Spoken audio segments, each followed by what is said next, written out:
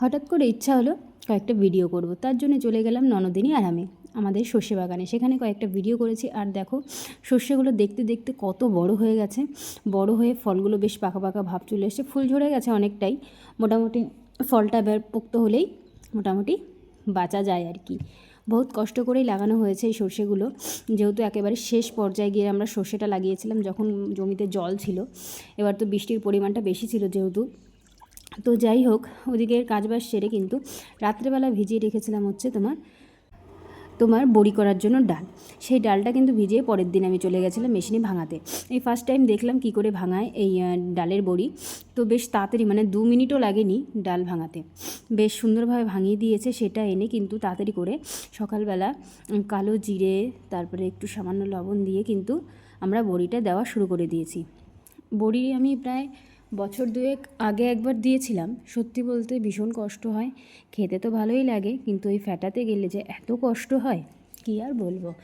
তো একটু ফ্যাটানো কম হলে কিন্তু বড়িগুলো লাল হয়ে যায়, গলতে চায় না, অনেক সমস্যা। আর ছুত লাগলে তো কোনো কথাই হবে না। এই ভিডিওটা অনেক দিন আগেরই ভিডিও, তখন ভালোই ঠান্ডা ছিল, কিন্তু সেই দিনটা একটু ঠান্ডা কমই ছিল আর কি। তো যাই হোক, শাশুড়ি মা আর আমি দিচ্ছিলাম বড়ি, আর আমার একটা ননদিনী আসবে, সেও একটু দিয়ে দেবে। তাড়াতাড়ি দিলে কি হয়, ভালো হয়, যার জন্য ওকে ডেকেছিলাম যে তুমিও একটু দিয়ে দাও, তাড়াতাড়ি হয়ে যাবে। তো আসছিল, তার জন্য মা বড়ি দেওয়া শুরু করে দিয়েছে। আমার শাশুড়িমা বলছিল আমি অনেক দিন পরেই বড়ি দিচ্ছি। আমার শাশুড়িমা ভালোই দিচ্ছিল, ছোটো ছোটো করে, বেশ ভালো লাগছিল। আর আমি ফেটিয়ে দিচ্ছিলাম। বাপরে, ফেটাতে ফেটাতে হাতের অবস্থা খুবই খারাপ, কিন্তু কিছু করার নেই। এই দেখো ননদিনী দেওয়া শুরু করে দিয়েছে সেই বড়ি। ও তো বেশ সুন্দর করে লাইন লাইন করে দিয়েছে, বেশ অনেক বড়ি দিয়েছি, প্রায় 3 কিলো ডালের বড়ি দিয়েছিলাম।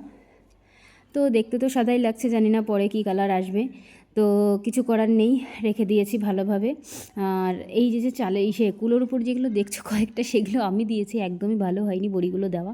আমি সত্যি কথা বলতে বড়ি দিতে পারি না, যা সত্যি তাই, আমার কাছে হয় না। ও কেমন হয়, ছোটো ছোটো মানে তোম্বা তোম্বা টাইপের ওই বাতাসার মতো হয়েছে। হাসিও পাচ্ছিলো আমার এই বড়িগুলো দেখে। কিন্তু যাই হোক, আমার শাশুড়ি মা আর ননদিনী দিয়েছিল বেশ সুন্দরী বড়ি। সাদা তো হয়েছে দেখছি, কিন্তু পরের দিন কী হবে বলা যাচ্ছে না। রৌদ্র পালে বেশ কিন্তু ভালোই হয়। তো গাছে কয়েকটা লঙ্কা হয়েছে, কালো কালো লঙ্কা, উফ কী সুন্দর যে লাগছে। দুঃখের বিষয়, লঙ্কা গাছগুলো তেমন ভালো হয়নি আমার, যত সবজি গাছ লাগিয়েছি তার মধ্যে লঙ্কা গাছটাই সবথেকে খারাপ হয়েছে। অনেক চেষ্টা করেছি ভালো করার, কিন্তু হলো না। আমার সবথেকে ভালো হচ্ছে এই টমেটোগুলো। গাছে প্রায় 50-60টার বেশি টমেটো ধরেছে, প্রচুর টমেটো খেয়েছি।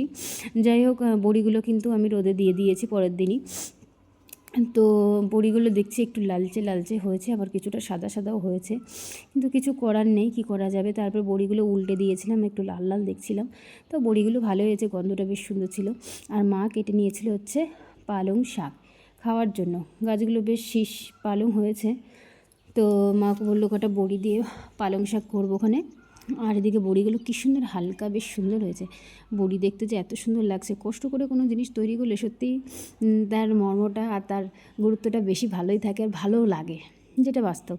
তো যাই হোক, আজকে পালং শাক করবো, আর করবো হচ্ছে মুগের ডাল, তোমার পনির দিয়ে। আর এদিকে ক্যাপসিকাম বলছি, গাজর বিন সব কিছু কেটে রেখেছি।